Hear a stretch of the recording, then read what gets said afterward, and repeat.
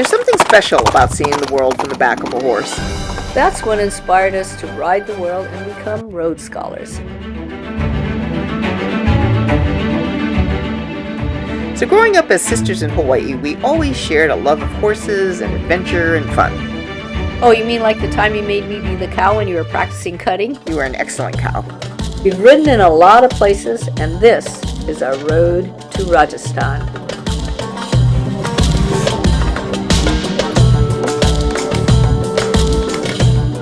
Rajasthan is a state in northern India, and it actually means the abode of the Rajas. You looked that up on Google, right? Of course.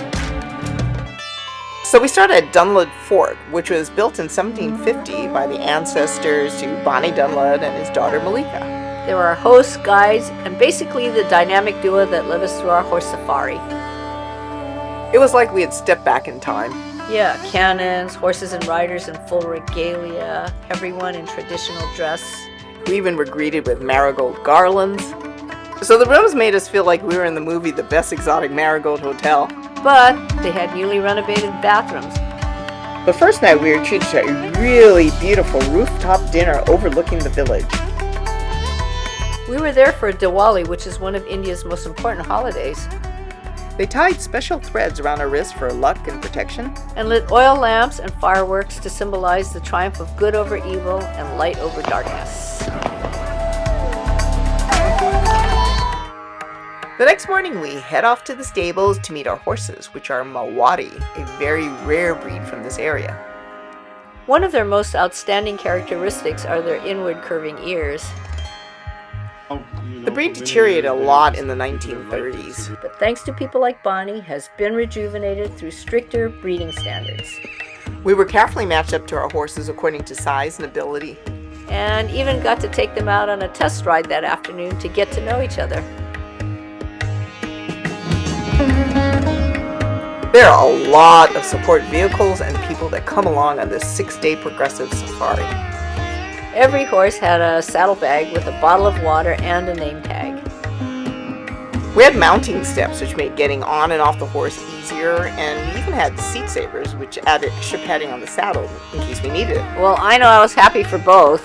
So every day they would tack up the horses in the traditional orange and saffron colors and use Indian military saddles. The back of these saddles are taller than what we're used to, so we had to swing our legs rather high to avoid being hit. Which I did several times. We had Bonnie leading the way with his daughter Malika close at hand, who is a gold medal endurance rider. We always had one or two support riders bringing up the rear to make sure no one was left behind.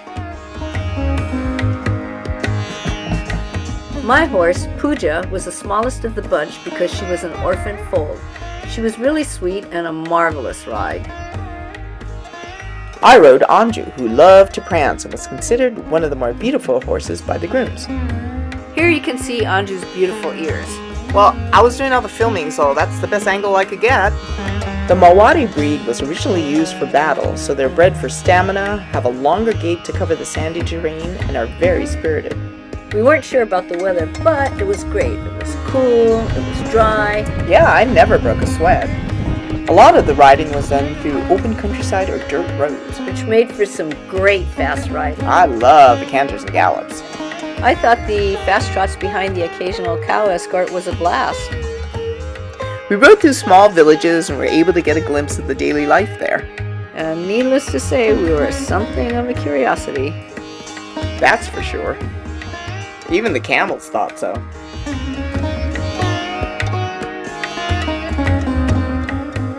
Quite often we'd stop at the local village watering hole. This is where all the animals from the surrounding areas would come to drink. Sometimes we'd pass an exotic local temple. Is that a snake biting his tongue? Yep, his Achilles tongue. After 2 to 3 hours of riding in the morning, we'd always stop to have a wonderful lunch where we could even catch a snooze. Or teach our favorite childhood game, Hanafuda, to Malika's son. Even the horses got a rest and a roll.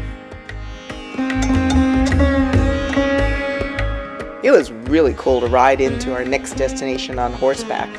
Kind of felt like ancient times when that was the only mode of transportation.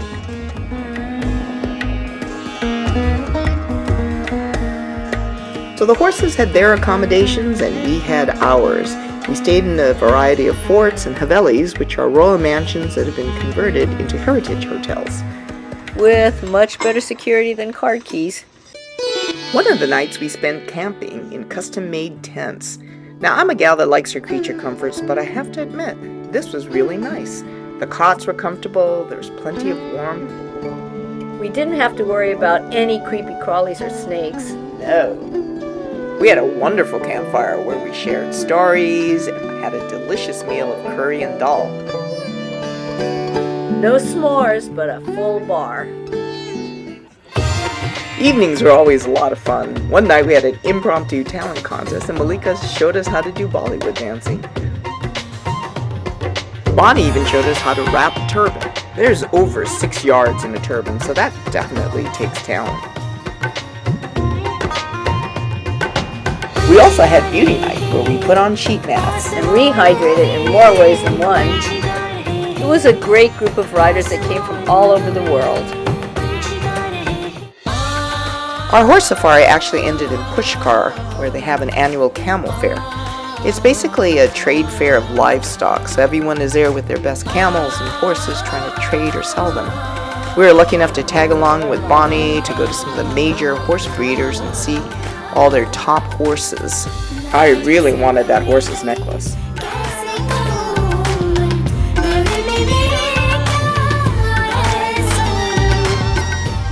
There were vendors selling everything for horses.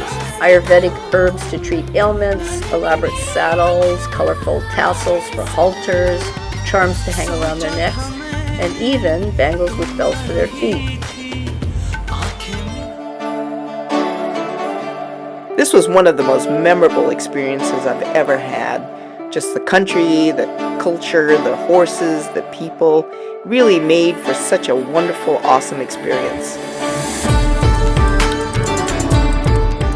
These were really magical days for me, experiencing the countryside at the pace of a horse, laughing and having fun with friends. But as they say, all good things must come to an end. So we dismounted for the last time and I said goodbye to my beauty queen Anju. And I said bye to my chill little mare Pooja. And that was how we rode to Rajasthan. We hope you enjoyed our video, and if you did, please like and subscribe.